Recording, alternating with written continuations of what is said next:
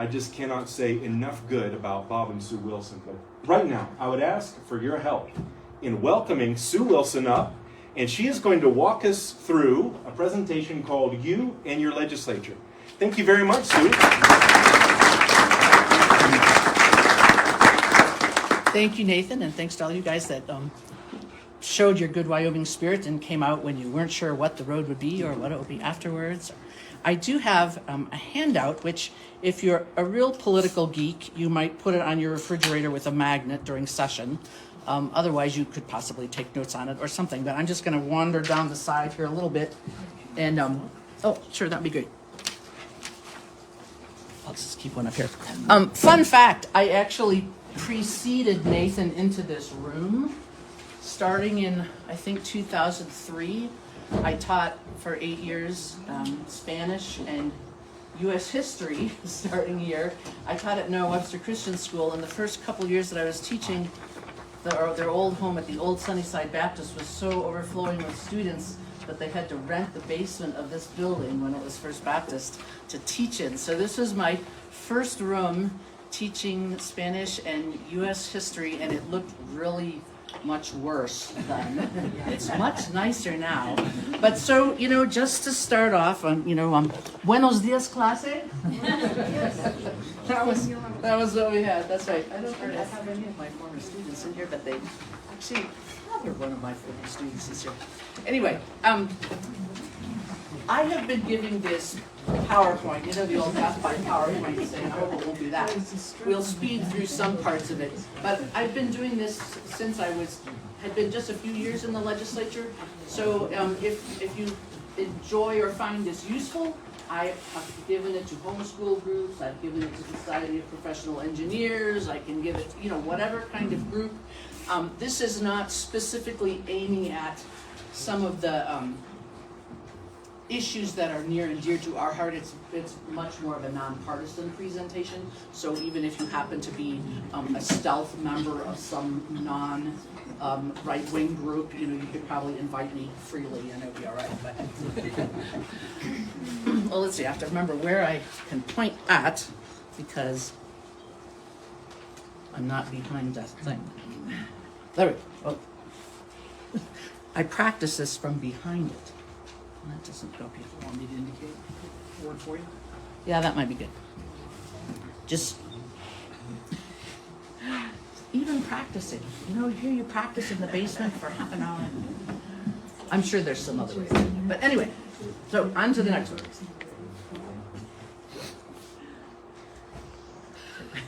The arrow. Yeah, there we go. Okay. So just a summary, and again, I start kind of from a 30,000 foot level, again, because having taught U.S. history and U.S. government, and I find also that when I'm teaching, now you folks I will assume are all really politically wonky and know all the ins and outs, but it's kind of surprising. Go ahead, another one. I'm not going to read every slide to you because I think reading slides to people when you can read is kind of annoying. You know, the legislature, Congress has been around for a couple of hundred years. Next one. So I just want to point out, which frankly, some folks in Wyoming have forgotten that we have 3 branches of government. And it's Wyoming's modeled after the United States. We've got the executive branch, the legislative branch, and the judicial branch. I was talking to a friend of mine in another state a couple of years ago and said that, yeah, I was in the Wyoming legislature and we were only in session for 2 months. And she's like, well, how can the state run when the legislature's only in session for 2 months? I said, well, it's not the job of the legislature to run the state. It's the job of the executive branch to run the agencies. It's just the job of the legislature to pass the bills. And, you know, some states, to their detriment, frankly, I think, have legislators passing bills all year long. I think it's probably a benefit to not have us there all the time. Okay, next one. So just a reminder of the branches. Again, the legislatures pass or repeal laws. The executive branch, so that's the governor and all the agencies, are tasked with administering the programs. Hopefully, we will see some peel back at the federal level of administering regulations that you made up out of your own head. That's not really part of what it is, but. And then the judicial branch, of course, is supposed to decide questions about how the laws apply, not to make up their own new laws, but, you know, that's the theory. Okay, so 2 chambers in Wyoming, the Senate and the House. I had to change this slide. I've been doing this program for over a decade, so when I went through it this last week, I'm like, oh, right. So after redistricting in 2022, the Wyoming Legislature, we used to have 30 senators and 60 representatives. And got very contentious because it's based on population. But they couldn't come to a compromise on how to reallocate legislators when there were areas of the state that had lost population, because then you should theoretically lose a legislator. Well, nobody wanted to do that. They couldn't agree. So we actually grew the size of the legislature. It was the only way we could get everybody to vote on the plan in the end. So now 31 senators and 62 representatives, which is a little bit confusing. This map is available online, and you can see all these little numbers there are the various, these are the House seats. Having been in the House, I tend to lean that way. So 4 years, U.S. senators are elected for 6 years, 4 years here, 2 years for the state representatives. Okay, I'll just kind of wave at you, Bob, when I. Okay, important thing here in Wyoming is that it's a citizen legislature, and we will have actual real live legislators who can talk to you later and not just a PowerPoint. That means they have regular jobs when the legislature is not in session, and some of them even do their regular jobs when the legislature is in session.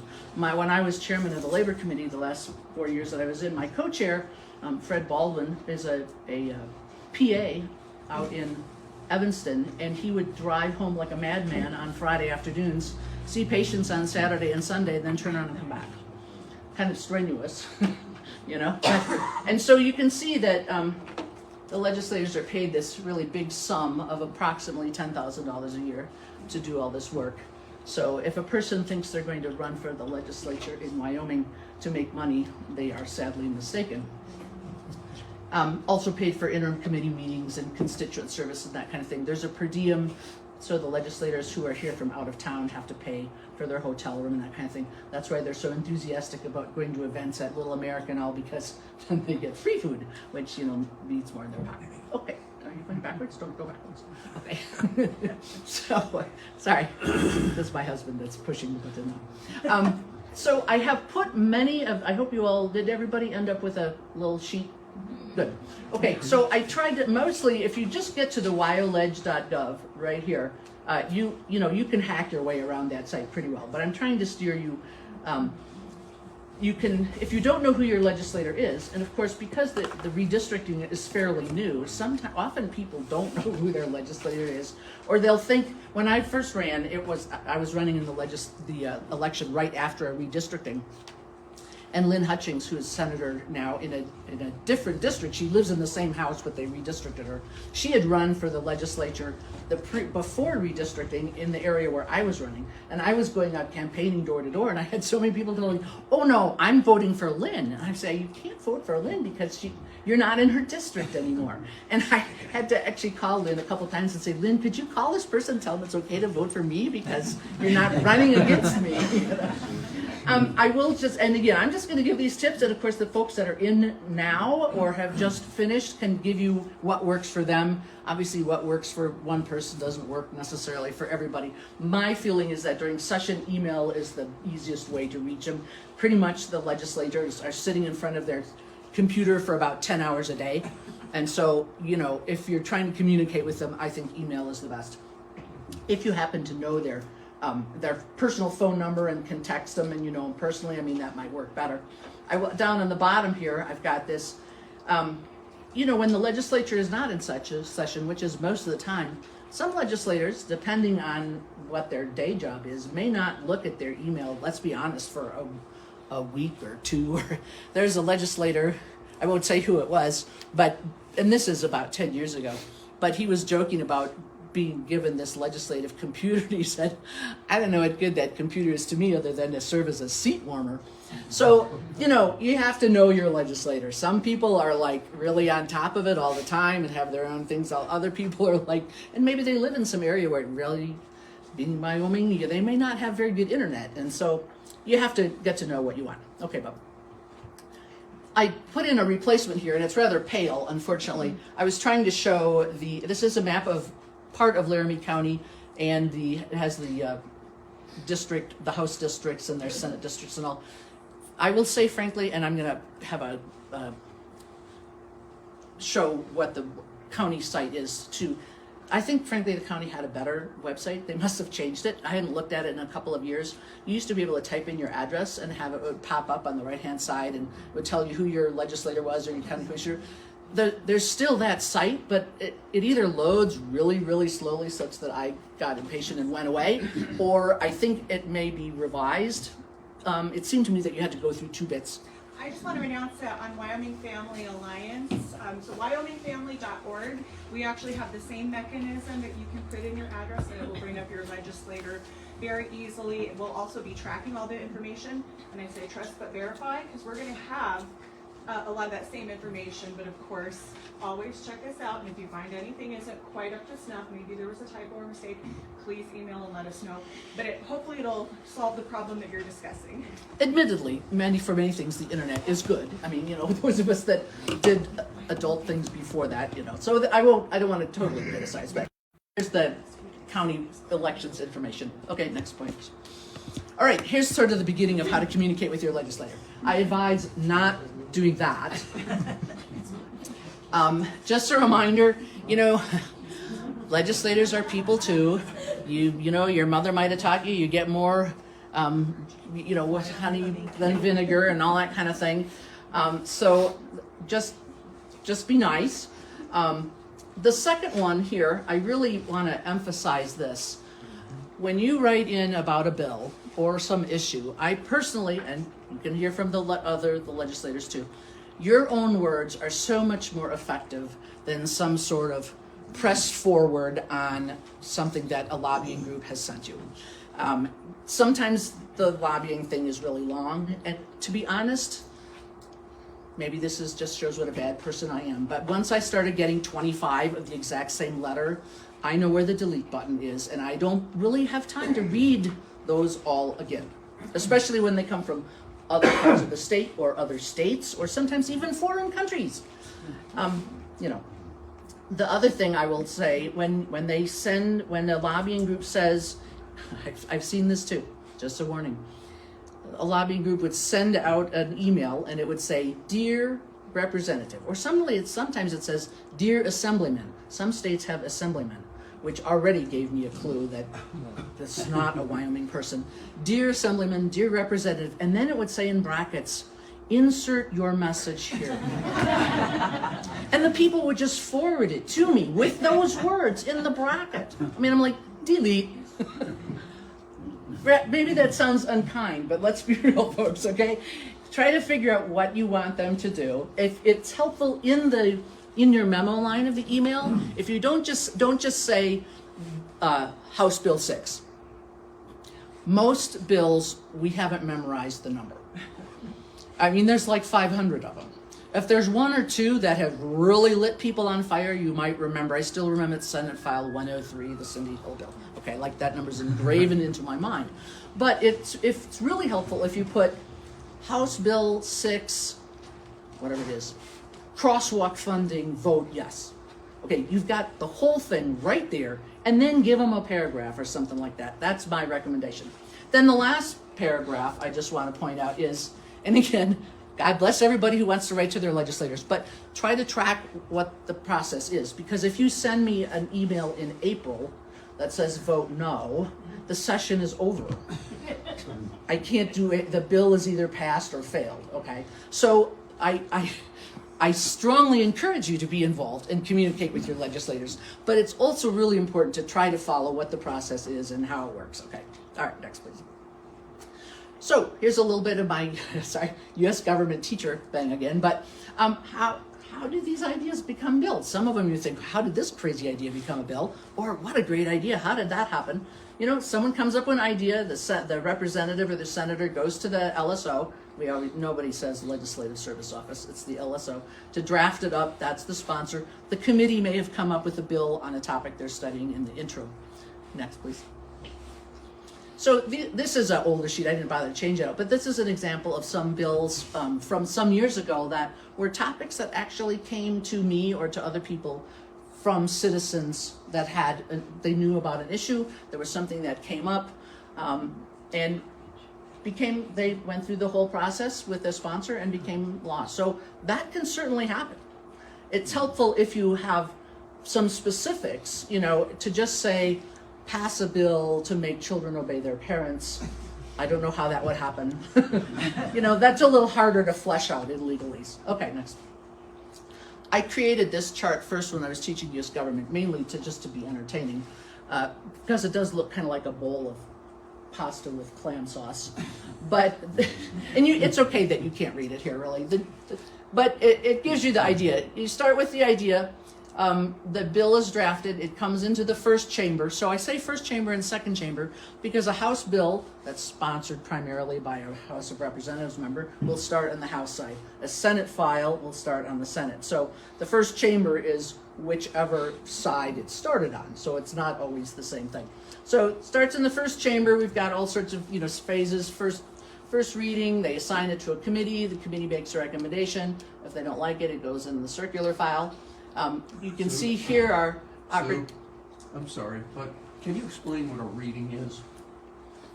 Depending on which first reading, second reading, third reading. The first reading is again, I'll use the House because that's where I'm at. And those who are in now can, you know, I'm 4 years out of date here, really, or 2 years anyway, but the speaker will say, okay, House Bill 12, I don't even remember all the thing, I haven't memorized, it's sponsored by so-and-so, a bill having to do with history curriculum in kindergarten classes, bang, he hits the gavel in that. I mean, that's the reading. It's a very brief thing. More things will happen on voting and all that kind of stuff, but that's just what they're saying. It's where the person up front says, this is what we're talking about now. So, opportunities for you to have input here while the bill is in committee. You can give input, and I'll explain how that works later. If the committee votes that the bill should pass, comes out to committee of the whole. Actually, that's, I guess, technically the first reading, and then you can have their, oops, not yet. I didn't push the button. It's auto forwarding. Oh, well, we won't go now. That's okay. And so all while it's in the chamber, the public can communicate and say, vote yes, vote no, whatever. Again, you got to keep up to speed a little bit if you really care about the bill, because sometimes amendments will come in that can totally change the bill. And if you say vote for the bill, and then an amendment comes along and kills the bill or guts it or does something totally opposite, now you may really think, now I don't like it. So you have to, it's very active. Third read, let's suppose suppose the bill fails in the first chamber, then we are back here in our trash can. But if it passes, then it'll goes around the circle again in the second chamber. Okay, if it passes the second chamber too, there may be conference committees, because if the second chamber passed amendments that the first chamber didn't see, then the House and the Senate have to get together and weed that out. How is that going to happen? Am I talking too fast? Yeah. Bam. Okay, when you're talking about the chamber, you said the first chamber is where it will start. Mm-hmm. Well, what is the second chamber?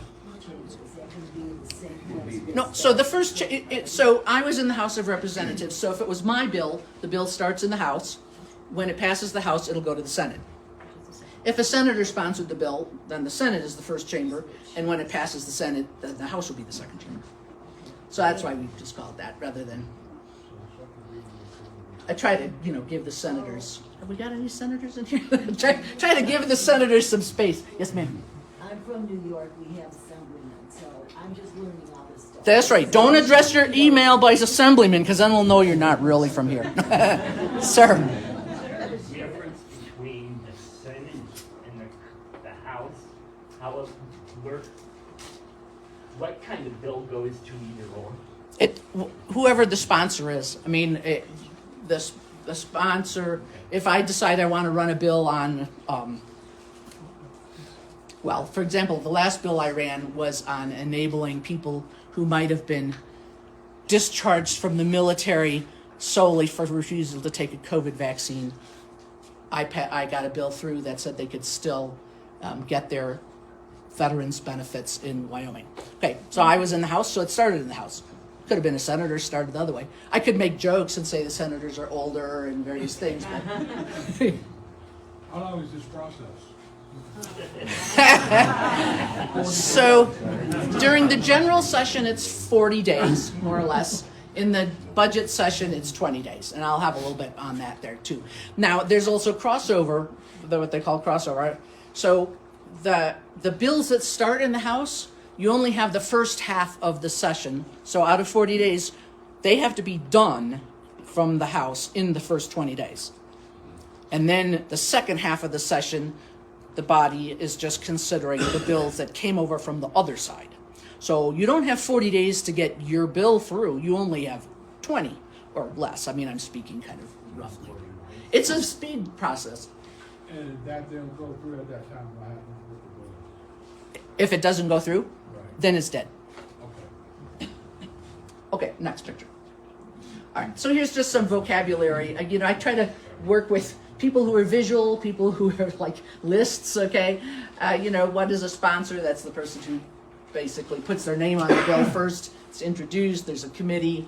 General file or committee of the whole is really the same thing. Second reading is, if there's no amendments, it's just a read the thing, bang the gavel, on to the next. If there's amendments, they can come up. There's not really general discussion. Third reading, more amendments. Second chamber started all over again, and of course the governor, you know about him. Okay, next. I just put this in. This is a picture actually from 1798. There was a big argument between two congressmen. They one accused the other of cowardice in the American Revolution, and they had at it with pokers and fireplace tongs. We haven't got that bad yet. I just Let's bring it back. threw that. Okay, Bob. All right. So one of the things that I'm doing here, when I put this presentation together, it's all on a thumb drive in here. I'm not connected to the internet. So, and my reasoning on that is because I can't tell you how many presentations or meetings I've been at where people try to connect to the internet and they can't get it to connect. And then some IT guys that they're looking over your laptop for like 20 minutes while the attendees are all going, da, da, da, da. So my presentation is totally internet free, which of course means that I just, get a screen capture and stick it up here. But that's why I have put the websites. You can go home and play with it yourself or look on your phone or whatever. But I'm not going to do any back forward. Here's a thing because I find that it usually ends up taking a lot of time. So legislative floor calendar again. Now, supposing that you have a bill that you're really interested in, or just some legislator, what are they doing? We'll pick up our pretend crosswalk bill, whatever. No, go back. I didn't press the button. Dies. Sorry, it worked at home. You talk faster at home. Yeah, there's a legislative floor calendar, and I know you can't really read these. It's kind of faint and all that, but I'm just giving you the general concept. This is from last year because, of course, legislature hasn't started yet, so they don't have a floor calendar for me to look at. But they'll show you. This was from the House side. On general file, they happen to be working on the budget bill, and then second reading, and then it would go down for third reading, general file. I didn't get it all in. But these little thingies here are the PDFs. Okay, so supposing this one says prior authorization regulation. All right, so it was House Bill 14. There's a PDF there, so if that's your bill, you can click right on it, and your PDF will show up right there on you. I mean, really, this is so much amazing for people who were involved in the legislature, 10, 15, 20 years ago. It's like astonishing. And it will tell you the name, the title of the bill, who the sponsor is. These all happen to be committee bills because they were early on. And then it will tell you, H means House, second reading, passed. Things pass quickly on second reading because all you're really doing is checking if there's amendments. But those are interesting. If you're following a bill, the thing that's interesting about looking at the floor calendar is because it gets updated in real time.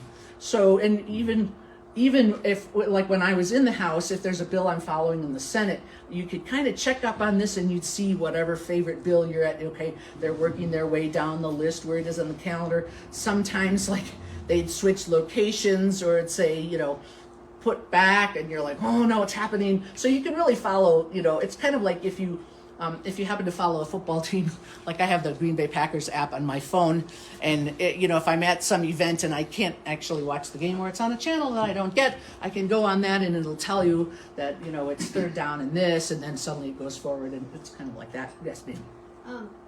In your experience, do bills sponsored by committees, are they more favored than bills sponsored by individuals or teams? Well, that was the theory. Okay. It didn't seem to be the case last time. I'll let the current legislators speak more to that.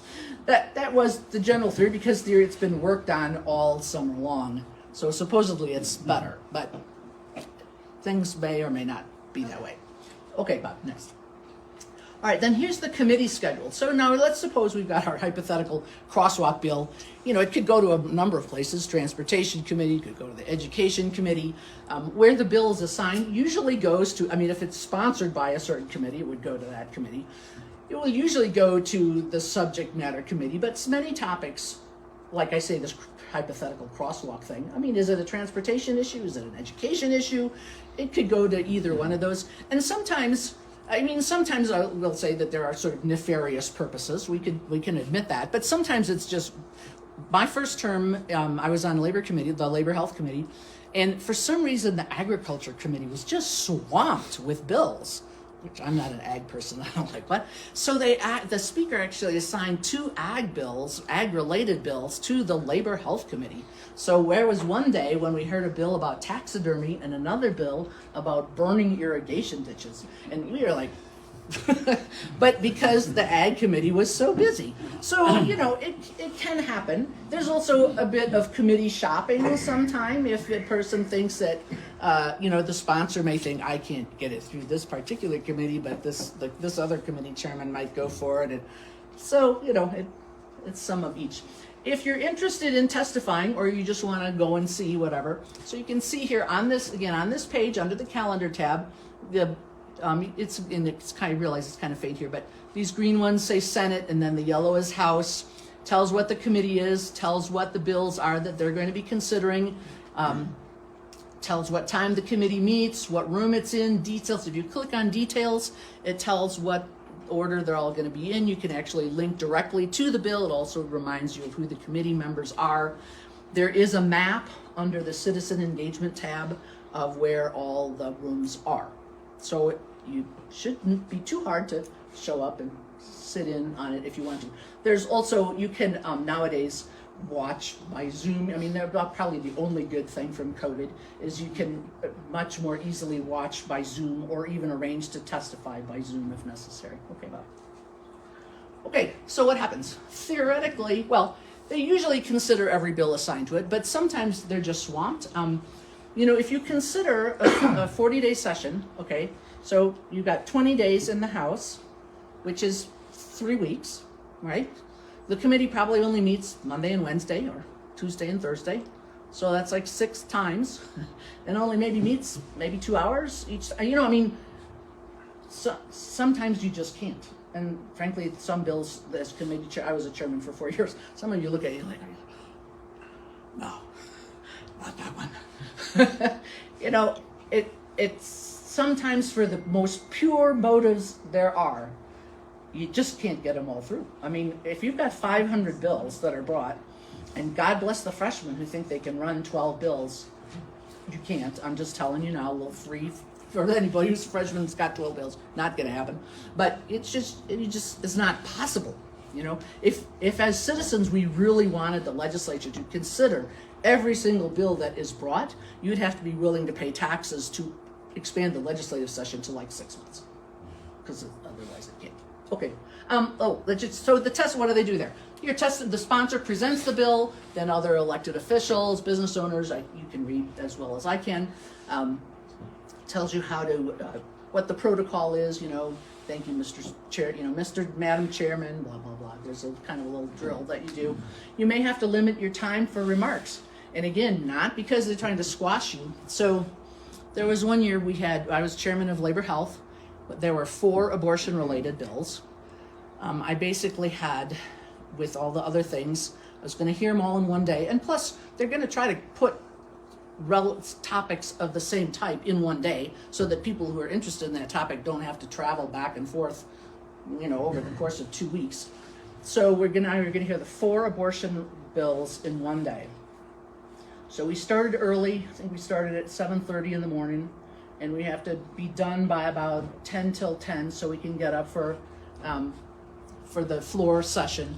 And I'd actually then scheduled an evening meeting from adjournment, so like 5 until 8 p.m., so that we could work whatever bills we passed, okay? So after we had presentation on all the bills, then I surveyed the audience. You know, I had a room about this big, more people in it. And I said, okay, who in this room is going to want to testify in favor of one or more of these bills? Raise your hand. Who opposed, whatever. Okay, and I, count it all up. I'm like, okay, I've got, whatever it is, an hour and a half, and I've got 65 people, and that means everybody gets 3 minutes. And so then I'll have one of my fellow committee members run the timer on their phone, start talking. Time's up, thank you, go back. There's really, not that many other ways to do that. You can also say, well, get together and, if you don't have to talk, you don't have to talk. You don't have to repeat what somebody else said. But, so that's why, if you feel like, how did they only gave me 3 minutes, I've got 10 minutes worth of information. Well, it's not possible. You can suggest amendments if you've looked at the PDF already and you think it will be great. As a matter of fact, when we ran when the ESA bill passed last session, I was there. Of course, now I'm a citizen and not a legislator anymore, but there were a couple of things that I thought needed to be changed in there. So you bring in you have to have copies for every one of the legislators on the committee and 2 for the secretary, pass them out, and this bill, page 6, line 17, delete this, insert that. If you write it up like that, then they've got it right there, and you're really likely to get it well considered. So then they'll discuss the bill, vote on amendments, vote on the bill, maybe kill the bill. That happens a lot of times. It's supposed to happen, actually. The committee isn't supposed to spend their time just hearing 500 bills, overall. And Robin. Are there any rules or limits or guidelines on amendments? Who can offer amendments, how they can be offered, and when they can be offered? Of course, a citizen, you may suggest an amendment and pass it forward. It will have to be moved by a member of the committee.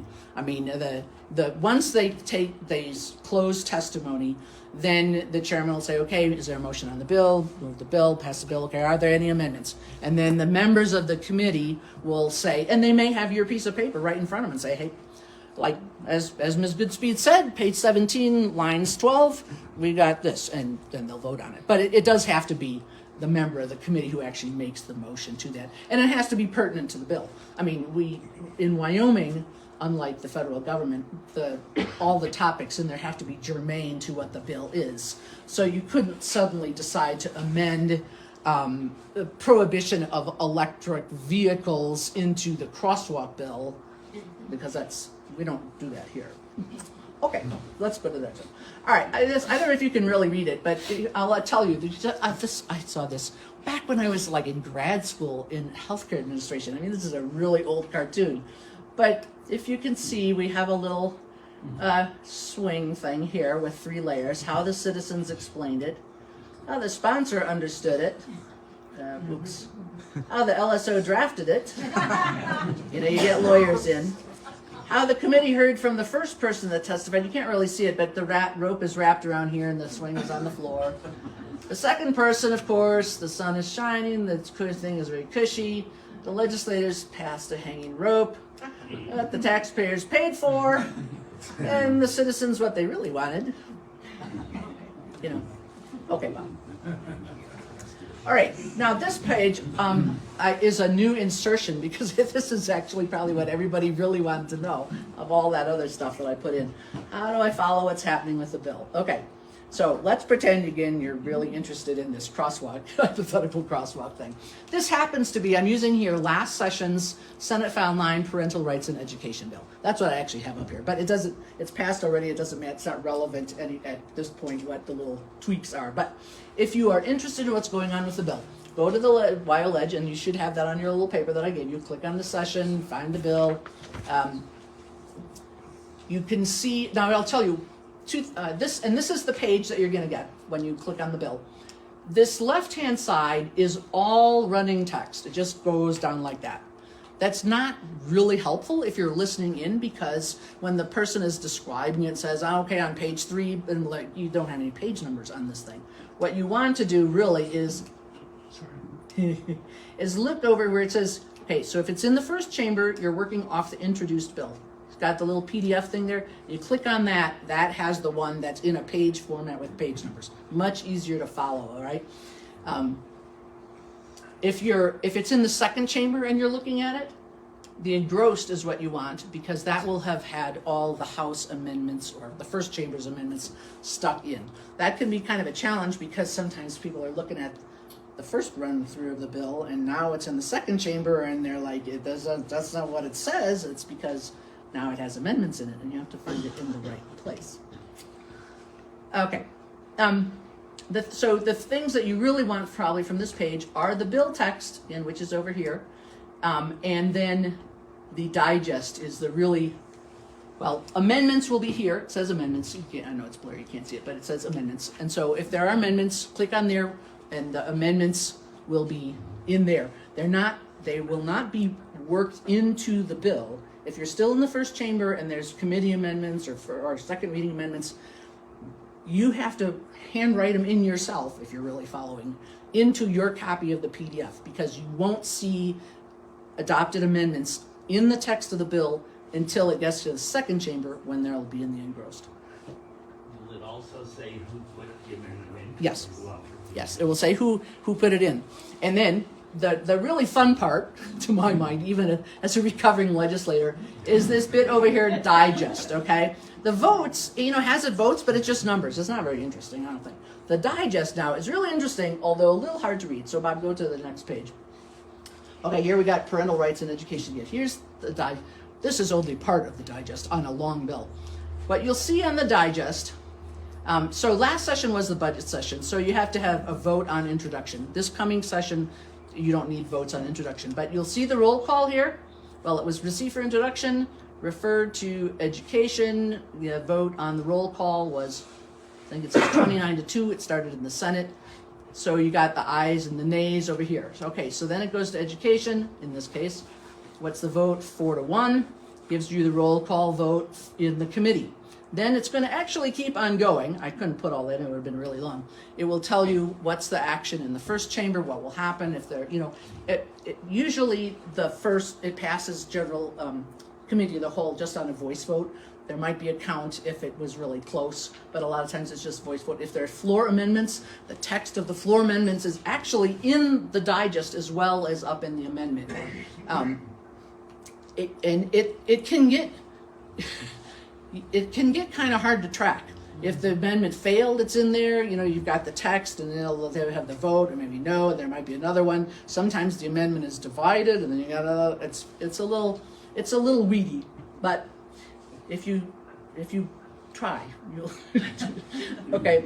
Then if you keep going, keep on going. Now I'm on the second chamber. So here you can see. Well, you can't see, but it says third reading past the second chamber. So that was 20. I can't quite read it. 20.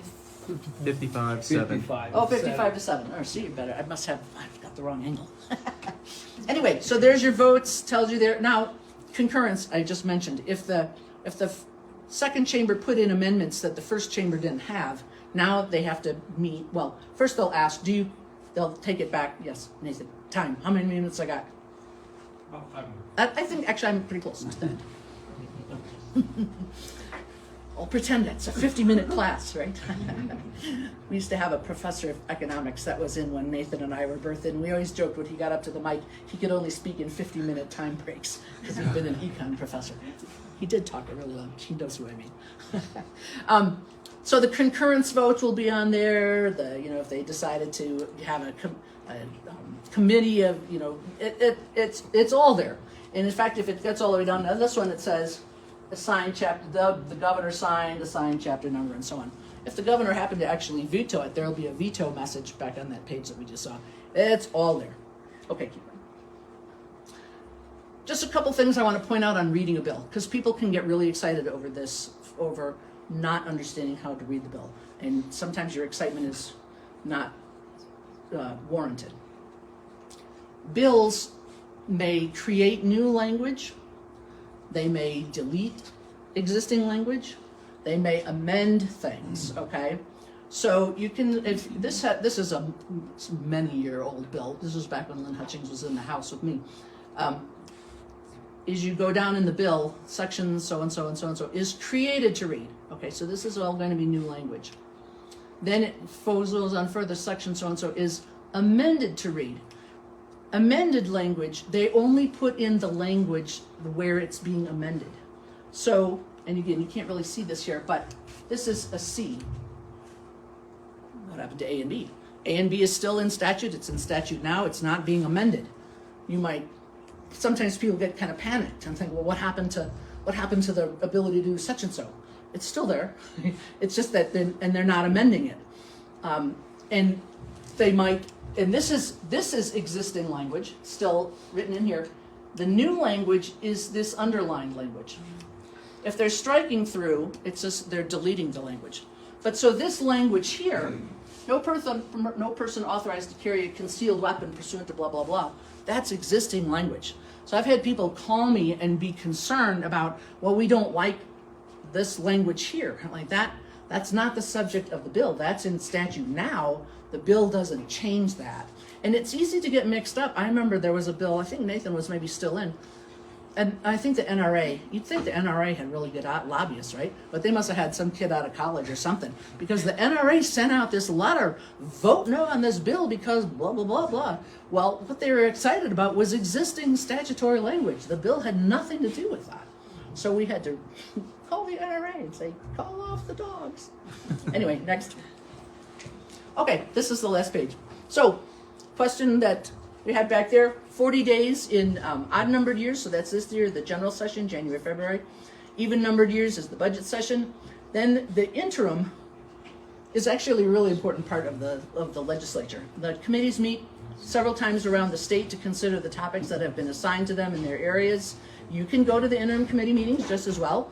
It's actually maybe just as important to go to interim committee meetings as session meetings, because that's when the committees are putting together bills on topics that may be important. And the legislators go back to their day jobs. They meet with you, hopefully. They tour schools, they cut ribbons, they do all that sort of fun stuff. Do their own research. You know, I didn't point out when back to the page on the citizen legislature, unlike the federal Congress, Wyoming legislators do not have staff.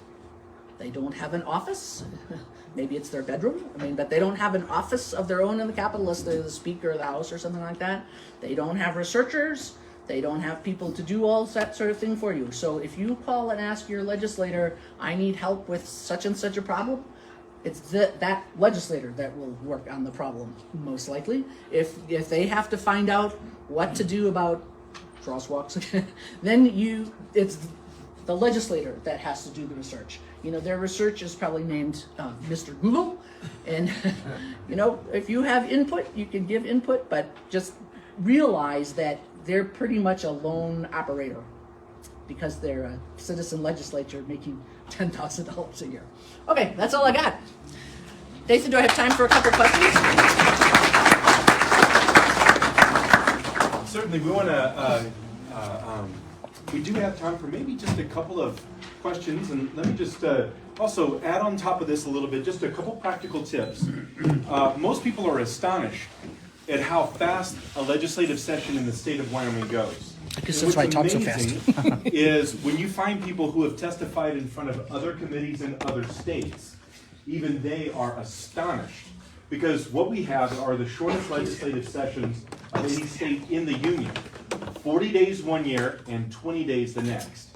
Which is the reason why you will often find, if it's a very contentious bill or there's a lot of people who want to give testimony, you'll only have, I would say you need to prepare for about 3 minutes worth of remarks, okay? Now, you may have more, you may have less. So let me give you a couple of practical tips on extemporaneous speaking. And of course, I have that blessing or curse, depending on who's weighing in on it, of being a pastor who has been in the legislature. And so that means I have something to say on everything. But let me give you just 3 things. If you'll write this down if you will look for the situation, the complication, and the resolution, any small speech that you want to give, if it will include those three elements, the situation, the complication, and the resolution. Here's what I mean by the situation. This is how things need to be. So let's say that you're testifying on a life issue. We believe that life is important and valuable from birth to natural death. And so when you look at the situation, this is why it's important. The complication is, well, this is what people are trying to do or bring, or this is the situation we found in a medical situation, something along those lines, that are infringing on that foundational right. And so therefore, the bill that you're discussing, hopefully, is bringing resolution to the issue. Does that make sense? So say that with me. Situation, complication, resolution. One more time. Situation, complication, resolution. Now, I have found if you use a Verdana size 12 font on an 8.5 by 11 sheet of paper with regular margins, the reason I know that is because I can tell approximately how long it's going to take me to speak if I use a regular font. And I like Verdana font because as I've gotten a little bit grayer in the hair, a larger font's a little bit better. So, if I have found that to cover about 3 minutes, I can only go about half to 3/4 of a page, okay? The other thing too is if you think you might have more time, try to design your talk to where you can cut pieces out of it. To where if you have your situation, maybe the last 2 sentences don't need to be said. If you have the time, it will continue to drive home the point you've made in your first 2 sentences. And then do that with your complication, then do that with your resolution. But I'm trying to give you a practical tip on when you show up to a legislative assembly. What you want to be able to do is get your main points home, get them home fast. And so if you'll follow that principle, situation, complication, resolution, make sure that it's like slices of bread, you can pull pieces out here and there, all right? And still have a complete something to say. Also, for those of you who are freshmen or going into the legislature, I have often found this as well, and God's given me the privilege now of speaking all across the nation. In a lot of situations, it's best if you never speak more than 7 minutes. Now, 7 sounds arbitrary. I come from a very southern family. My dad is a pastor who talks for a long time. But one of the things he taught me when I was a little kid was 7 is the number of completion in the scripture. So for me, it's one of those where it's just a good rule of thumb. It doesn't have to be exactly 7, but somewhere between 7 and 10 minutes maximum is really what you can get a lot done unless you are the person who's carrying the bill and it's your duty to actually describe the bill thoughtfully and carefully. But I wanted to give you those practical tips so that as a citizen, when you show up to talk in a legislative committee hearing, that you'll have a few practical tips so that you can do that and do that well. I am so thankful, Sue, for everything that you just shared. That is so practical. And also then the navigation of the website, because that's very important. Please be careful of this one thing, and then I'm going to start introducing people. Please be careful of this one thing too, because many people in the legislature will note this. You'll get an email and someone is attacking a bill or supporting a bill. But all they've done is they've read the title of the bill in the first paragraph. Sometimes the title of the bill is doing something completely opposite of what it sounds like, right? And so just be conscious of the fact that the bill was that the Affordable Care Act. Yeah, exactly. It has made everything unaffordable, and we're all suffering for it. You're absolutely right. There's a German sociologist by the name of Hugh Portson who calls these plastic words. And people will kind of plasticize words to say something that's actually opposite of everything else.